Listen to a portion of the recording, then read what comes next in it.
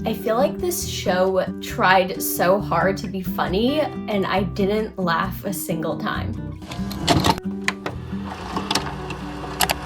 Hi, my name is Sammy from My Screen to Yours. Today I'll be reviewing the K-drama Haunted Palace that just finished airing. I don't know if I'll do this all the time, but I did my hair again like the main female lead. But Haunted Palace is a historical K-drama about the main girl named Yori, who is a shaman. There's a mythical creature called an imugi, who's like a dragon, who's been following her around since she was 13, and there's some body switching that goes on. But basically the two of them pair up and they have to save the palace and the kingdom from demons. Not really demons, like an evil, vengeful spirit. So it's a mix of different genres. Obviously it's fantasy, it's historical, but there's also romance and comedy as well. Some action also. I don't think I've watched a K-drama in a short while, but I was curious because I saw a bunch of articles that this drama was doing well ratings-wise, but that's why I was curious on why it was so popular. And normally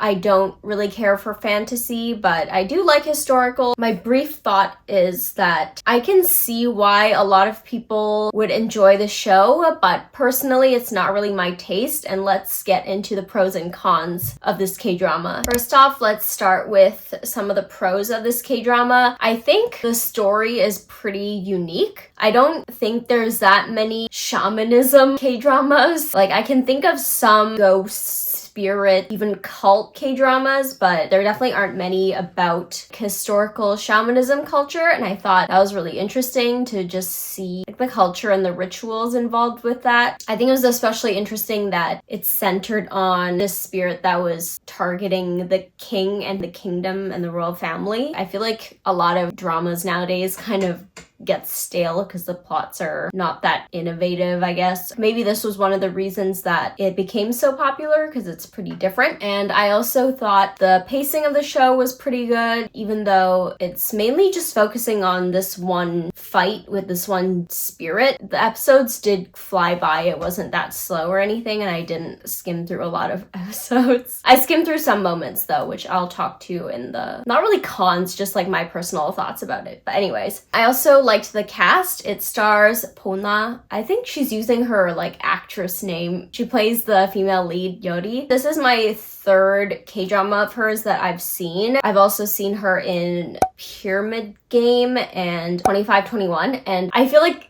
in all three of these dramas, she plays similar characters, which are, they seem kind of cold on the outside, but they actually have a kind heart and they're smart, which is a character type that I do like. I think she fits this role well. And the male lead is played by Yook Sungjae from B2B, the K-pop group. And I also think he brings this kind of like goofiness to most of the scenes that his character is in, but when needed, he also has a more serious side. Chemistry-wise, I don't really know, but maybe that's just me. I also really liked the king character played by Kim Ji-hoon. Also was able to balance fierce scenes with the more like soft-hearted scenes. And lastly, I thought the visual effects, when there were some, there aren't many, but when there are, I thought they were pretty good, because I feel like sometimes in K-dramas when they use like CGI, it's kind of bad.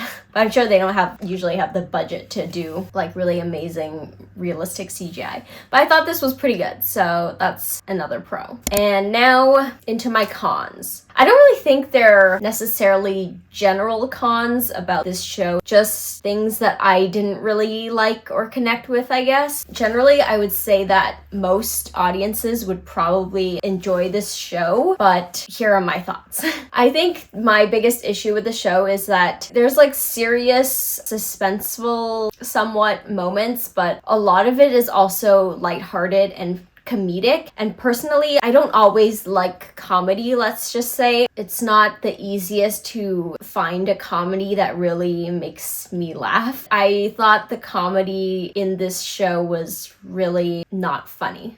It's not that I think it's like bad, I just think it's not my kind of comedy, and I personally didn't find it funny like at all. Felt like they were trying really hard to be funny and it just like wasn't funny. For example, one of like the side characters, although he shows up pretty often, he just has this like really annoying voice, and they really play it up for that comedic relief or comedic effect, and I just thought it was so annoying. Like every time he spoke, that sometimes I would just like skip the scene because I knew he'd be talking. If you've seen, I feel like you probably know which character I'm talking about. I just didn't like how they were using just the voice to try and be funny instead of, I don't know, something actually funny happening, if you know what I mean. Another thing, this I just didn't think was funny, but it wasn't necessarily annoying, is that the male lead, after body switching, he's kind of like a fish out of water. He had a lot of exaggerated reactions, which I didn't think were funny. Okay, honestly, I just didn't really like the male lead character that much.